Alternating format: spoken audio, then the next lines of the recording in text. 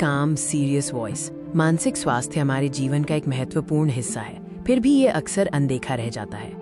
आज हम एक ऐसी स्थिति के बारे में बात करेंगे जिसमें मन खुशी और उदासी के दो चरम सीमाओं के बीच झूलता रहता है। काम सीरियस वॉइस ये है द्विध्रुवी विकार या बाइपोलर डिसऑर्डर, एक ऐसी यात्रा जो अत्यधिक उत्साह से गहरे निराशा की ओर जाती है। पहले चरण में व्यक्ति मेनिया या उन्माद का अनुभव करता है। दृश्य जीवंत और तेज हो जाते हैं। इस दौरान ऊर्जा का स्तर बहुत बढ़ जाता है। अति आत्मविश्वास, तेजी से बातें करना और दुनिया को जीतने की भावना हावी रहती है। पर ये उत्साह जल्द ही जोखिम भरे फैसलों में बदल सकता है। बिना सोचे समझे खर्च करना या खतरनाक काम करना इस चरण की पहचान है। नींद की जरूरत कम हो जाती है। व्यक्ति रात रात भर जागकर काम करता है या नए प्रोजेक्ट शुरू करता है।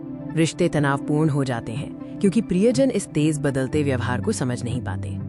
लेकिन उन्माद का ये दौर हमेशा नहीं रहता। जल्द ही अनिवार्य पतन का समय आता है। तेज रोशनी अचानक धुंधली हो जाती है और पीछे छूट जाते हैं कर्ज, टूटे हुए रिश्ते और अधूरे काम।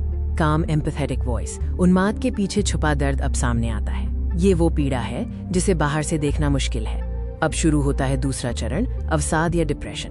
दृश्य गहरे और धीमी गति के हो जाते हैं। अत्यधिक उदासी, निराशा और अलगाव व्यक्ति को घेर लेता है। हर चीज अर्थहीन लगने लगती है। थकान हावी रहती है। बिस्तर से उठना भी एक बड़ी चुनौती बन जाता है। उन चीजों में भी रुचि खत्म हो जाती है जो कभी खुशी देती थी। काम पर ध्यान केंद्रित करना असंभव हो जाता है। मन की गति इतनी धीमी हो जाती है कि छोटे छोटे काम भी पहाड़ जैसे लगते हैं।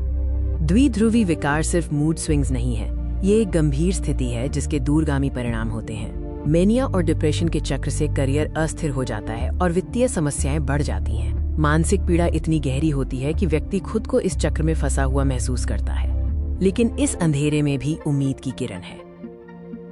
काम एम्पैथेटिक वॉइस हमें मानसिक स्वास्थ्य के प्रति समझ और सहानुभूति बढ़ानी होगी। याद रखें, उपचार और समर्थन के साथ द्विध्रुवी विकार वाले व्यक्ति एक संतुलित और पूर्ण जीवन जी सकते हैं। अगर आप या आपका कोई प्रियजन संघर्ष कर रहा है तो कृपया पेशेवर मदद लें। आप अकेले नहीं हैं।